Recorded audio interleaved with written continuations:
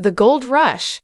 Season 15 finale was a full-blown emotional roller coaster with engines roaring and dreams on the line and trust. What went down in that nearly 2-hour showdown, pure gold drama. Let's break it down minor by minor, starting with a comeback story that hit everyone right in the fields. Winter had settled into the Yukon like a heavy blanket, and with every degree dropping, the pressure went up for Rick Ness.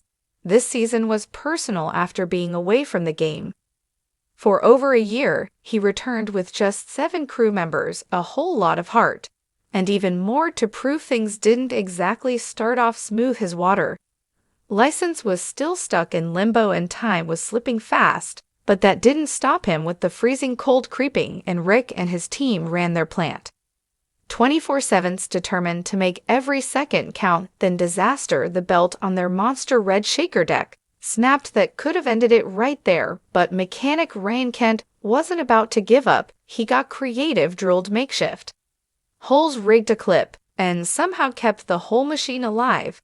Just when it looked like they were back in the game, boom, another problem. A water line under the wash pad started leaking, and this one stopped everything in its tracks. Hey man, there's like water pouring out from the backside of the feeder, and it's washing rocks out the feeder. What do you mean the feeder? Like on the backside of the feeder?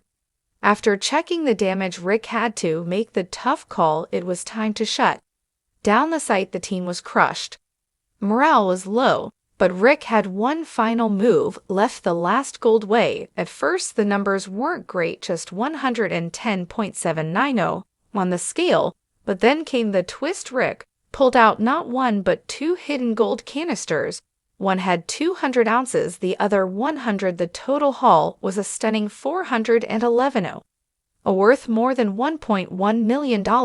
The entire crew was speechless. Then Rick did something that sealed the moment. He gave each crew member a 25-ounce bonus. That's $50,000 a pop. It wasn't just about the money, it was about the bond they built together. And Rick made a promise: if the water license comes through, they'll be back next season, stronger, tighter, and even more golden. Now Parker Schnabel never plays small. Every year the goals get bigger, and this time he had his sights set on a massive 10,000-ounce haul. But season 15, it threw everything it had at him, from equipment breakdowns to frozen ground and not enough hands on deck. Parker found himself in a real squeeze. The pressure was so intense he had to dial back that big goal to 8,000 ounces, something he's never had to do in his entire 14-year mining career, and even then it was going to be tight. We started the season with a 10,000 ounces goal. We brought it down to an 8,000 goal, and we're nowhere close. But in 14 years of mining, we've never set a goal and not hit it. With the clock ticking and winter closing in, Parker pulled off a bold last-minute move. He rolled the dice on a new claimed gold run. Veteran miner Tyson Lee had just cleared a solid 1-acre cut there, and Parker wasn't going to let it go to waste. To handle the dirt fast, he brought in the Rock Gobbler, a classic old-school shaker deck that's been around the block but still gets the job done. Meanwhile, Parker's right-hand man, Chris Dumit, dialed in the slewing system like a total pro. But even with the adjustments, the challenges kept piling up. The conveyor belts, jammed rocks had to be shoveled out by hand, and the frost threatened to freeze everything in place. That didn't stop Parker. He jumped into the cab of his D10 dozer and bulldozed through the icy ground himself. Nothing was going to be left on the table. Finally, it was time for the big moment. The Goldway. Parker had 3 wash plants running, and every ounce counted. First up was the bridge cut, where Big Red's successor, now nicknamed Bob, had been running full throttle. The result was 343.07. That's about $920,000 in gold. Not bad. Next, it was the elbow cut handled by wash plant Roxanne. After weeks of careful digging and recovery, Roxanne delivered a strong 336.03, worth around $820,000. Last up was the big question mark, the high-risk, high-reward gamble. Known as Gold Run, this was where Parker had pinned his final hopes, tossing everything he had into one last desperate play. The rock gobbler had just started chewing through dirt from a newly cleared area, and even though operations were still fresh, the results were surprisingly solid. The plant churned out 99.20, pulling in around $266,000 worth of gold. It wasn't the miracle Parker needed, but it was a decent haul considering how late the game was altogether between Bob Roxon and the old-school rock gobbler Parker. Rad in 6,837.04 ounces of gold.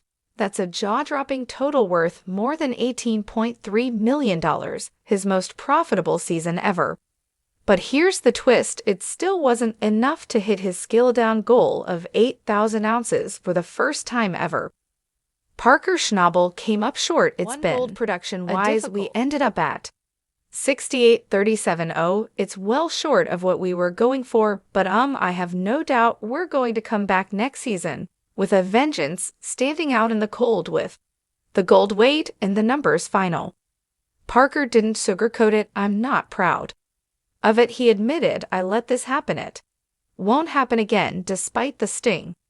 This season felt more like a setup than a setback, with new ground explored and a ton of valuable lessons under his belt.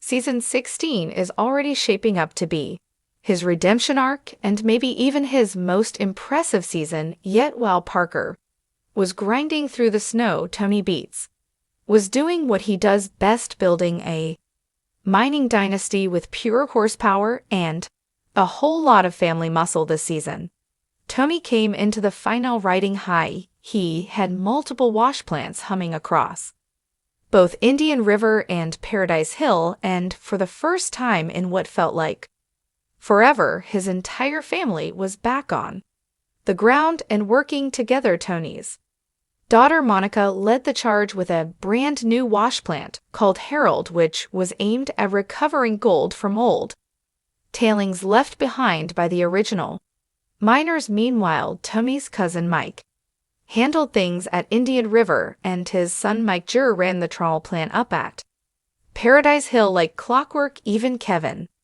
Tony's other son, was back in the mix now, leading his own crew and feeding precious royalty ounces into the family's total. Everything was going smoothly until, of course, a massive water pipe burst. A loader accidentally clipped the line, spraying water everywhere and threatening to bring things to a halt. But cousin Mike didn't blink. He jumped in, slapped a collar on the damaged pipe, patched it up, and had everyone back slewing in no time. Crisis averted, beat style. Nice, yeah, it's okay. We had a bit of an issue with the pipe. Luckily, it was a quick fix. Put a collar on, put the breather in back to loosening. Good. You made the right decision. If they're going to be the boss, make the call. Finally, it was time for the family to come together and weigh the season's results. Spirits were high, and the first weigh-in didn't disappoint. Monica's tailings operation pulled in 46.56 ounces, not bad at all for a short test run, adding about $124,000 to the pot over at Indian River. The wash plant sloot delivered a serious performance, turning out $211.88, bringing in over $565,000. But the biggest numbers came from the trauma at Paradise Hill, where 228.07 ounces of gold rolled in, worth more than $600,000 on its own. When it was all tallied up, the Beats family ended the season with a whopping $5,777.12. That's 777 more than their goal, with a total value well over $18 million for Tony Beats. This wasn't just another notch in the belt, it was the most productive and rewarding season of his 40-year mining career. The Beats name had never shined brighter. Meanwhile, Kevin Beats stepped into the spotlight. With his first full season running an independent crew, it wasn't an easy ride. He started strong, but mid-season took a hit when his key crew members Chase, Drager and Hunter Canning had to leave.